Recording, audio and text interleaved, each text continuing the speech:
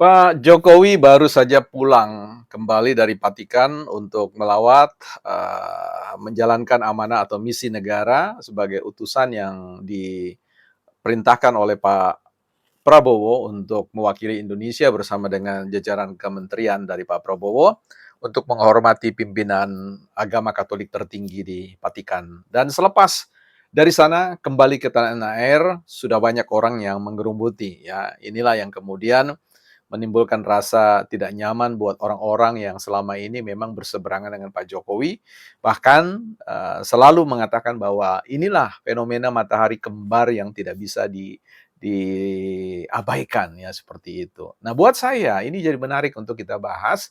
Tadinya tidak menarik sih menurut saya, tetapi ini jadi penting juga bagi edukasi bagi publik atau masyarakat terkait dengan apa sih sebenarnya di balik esensi tuduhan tentang matahari kembar. Buat saya, bukan partai politik memandang Pak Jokowi bukan matahari kembar Prabowo, tetapi kita akan bincang di Bukan Partai Politik. Selamat datang teman-teman di channel Bukan Partai Politik, ruang publik sekolahnya publik, bukan sekolahnya partai, tempat kita belajar untuk meninggikan kemampuan kita di dalam berolah nalar, ya, membangun kecakapan berkata-kata atau berargumentasi dengan pilihan-pilihan diksi yang terukur tanpa harus meninggikan suara apalagi emosi. Don't raise our voice emotion but argument. Ya, teman-teman, kita akan bincang soal ini, tapi sekali lagi saya ingatkan kita, bukan partai politik, punya rumah publik ya, punya sekolah publik, yaitu di website kita. Ada website namanya bukanpartaipolitik.com. Silakan kunjungi, teman-teman lihat di sana beberapa menu yang beberapa sudah diisi, yang lain menunggu partisipasi dari, teman-teman, sobat-sobat sekalian, sebab, ruang itu adalah ruang sekolah kita bersama yang nantinya segala sesuatu yang positif, yang baik, yang mungkin ada di dalam ruang perpustakaan pribadi ini, ya akan dituangkan di dalamnya sehingga teman-teman tidak harus membeli buku yang lain, menginvestasikan sekian, tetapi bisa melihat itu secara gratis ya, tis begitu.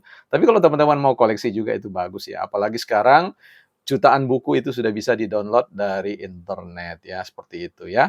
Jadi yang suka versi soft file silakan, yang paper base silakan ya. Semuanya adalah jalan menuju pencaharian kebenaran ya, seperti itu.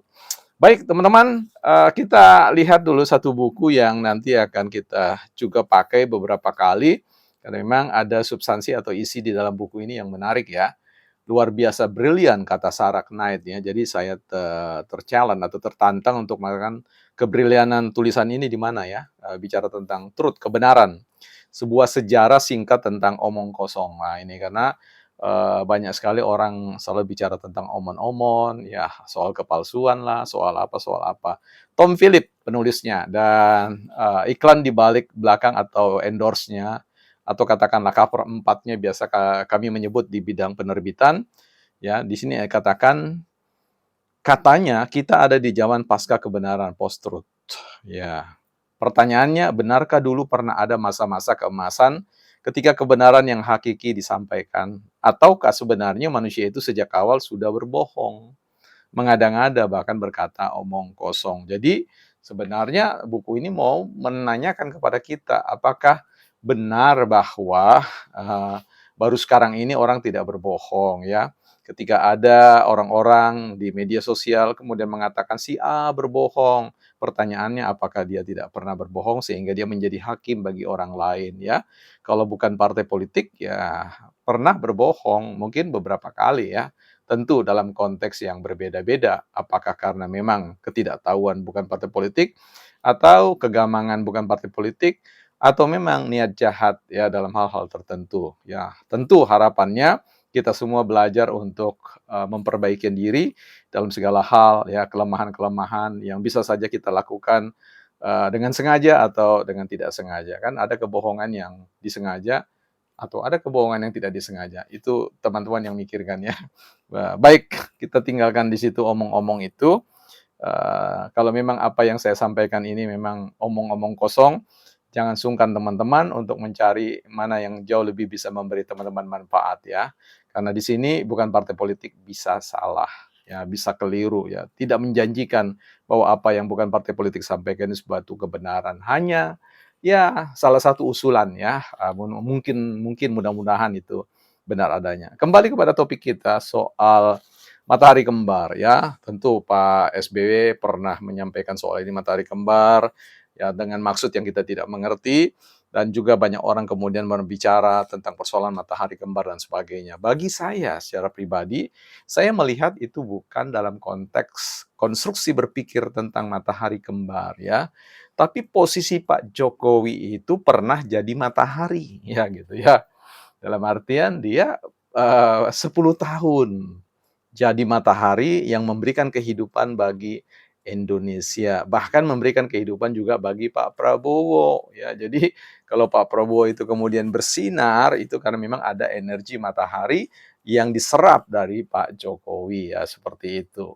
Nah, tetapi saya tidak mau bicara dengan cara pandang seperti itu. Saya ingin masuk dengan cara apa yang disebut dengan besi menajamkan besi, ya. Ini dalam kerangka atau bingkai yang kita sebut sebagai sistem mentoring ya, kaderisasi. Mentoring itu artinya seseorang, ya seorang jenderal itu akan mempromosikan orang, mengkader orang menjadi jenderal berikutnya dan seterusnya ya. Sama hal persis ya bahwa Pak Prabowo ini dimentori ya, disinari oleh kehangatan ya, fungsi positif dari matahari yang ada dalam Pak Jokowi waktu Pak Jokowi menjabat sebagai presiden ke-7 sehingga ya katakanlah aura sinar dari Pak Prabowo itu ya suka atau tidak suka juga berasal dari energi positif dari matahari yang bernama Pak Jokowi ya. Jadi kalau kelihatannya ada seperti matahari kembar sebenarnya bukan kembar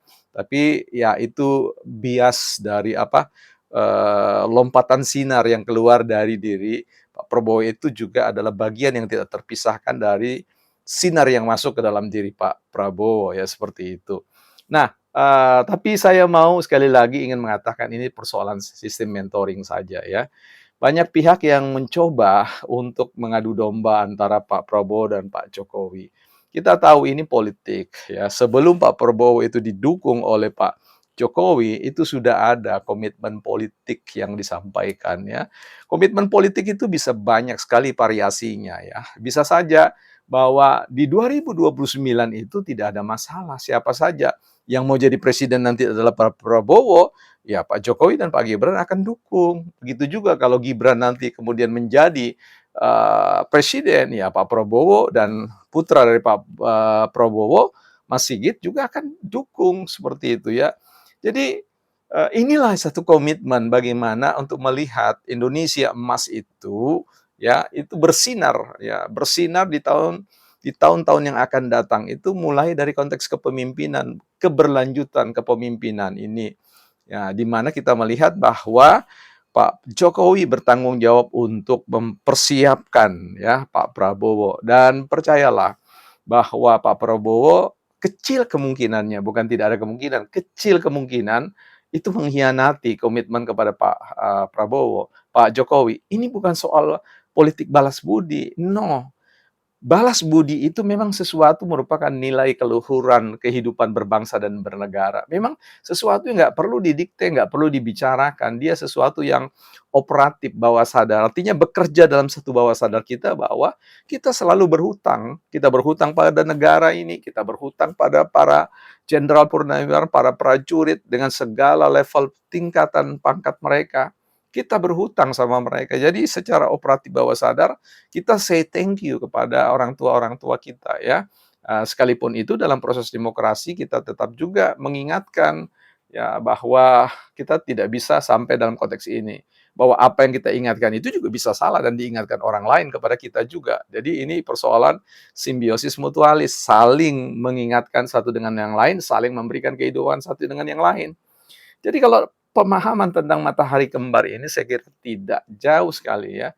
Jadi kita bicara tentang bagaimana ketika keterlihatan Pak Jokowi itu sering dalam agenda-agenda kenegaraan dan sebagainya, keterdekatan bersama Pak Prabowo karena memang Pak Jokowi adalah mentornya Pak Prabowo. Berbeda dengan misalkan Pak Jokowi dengan Pak SBY karena Pak Jokowi tidak dimentori oleh Pak SBY ya. Jadi Pak Prabowo ini sudah jelas muridnya dari Pak Jokowi, itu sejarah tidak bisa diabaikan, dilupakan, atau kemudian di-erase, dihapus ya.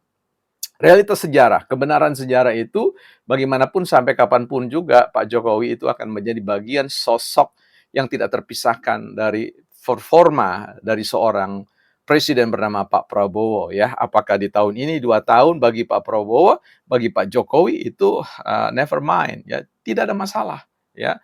Bukan partai politik juga tidak ada masalah kalau nanti Pak Prabowo berlanjut atau Gibran yang berlanjut. Sejauh itu demokratis, sejauh itu legitimate, ya tentu kita akan dukung. Karena salah satu panggilan kita sebagai warga negara adalah mendukung pemerintahan itu ya sebaik-baiknya dengan pendekatan ya juga termasuk bagian dari fungsi kritik ya, government kritik ya. Jadi bagaimana pemerintahan itu bisa kita kritik, tetapi tentu kritik itu kan mestinya konstruktif ya. Kritik itu punya punya gaya bahasanya sendiri, punya diksi-diksi atau pilihan kata-kata yang tetap elegan, menghormati sisi kemanusiaan, pemerintahan dan sebagainya. Sehingga kita menjadi bangsa yang punya peluang dan kesempatan yang lebih besar untuk memajukan Indonesia sebesar-besarnya untuk kepentingan kita semua. Kita semua tahu persis bahwa agenda pemerintah dalam rangka untuk menghadirkan pemerintahan atau clean government ya, pemerintahan yang bersih itu sedang galak-galaknya dia dengan terbukti bagaimana para pelanggar-pelanggar, yang mengkorupsi hak rakyat banyak itu sedang dikerjakan ya, begitu. Artinya dalam segala pertimbangan-pertimbangan politik ya, karena sekali lagi ini tidak semua orang bisa main tangkap ya, selalu ada kalkulasi politik ya.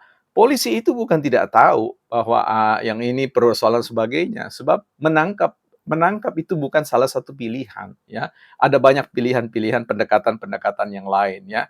Karena sekali lagi, kalau semua kayak main tangkap, main sidang, ya pemerintah juga akhirnya membiayai yang mereka-mereka yang ditangkap, teman-teman kita yang kemudian harus dibina, ya, untuk dikembalikan secara moral, secara etik ke masyarakat, itu butuh biaya dan sebagainya. Karena itu ada kalkulasi-kalkulasinya. Politik selalu akan bicara tentang who get what, siapa dapat apa. Di titik ini saya ingin mengatakan bahwa Pak Jokowi mentornya sang matahari, Prabowo, bukan partai politik.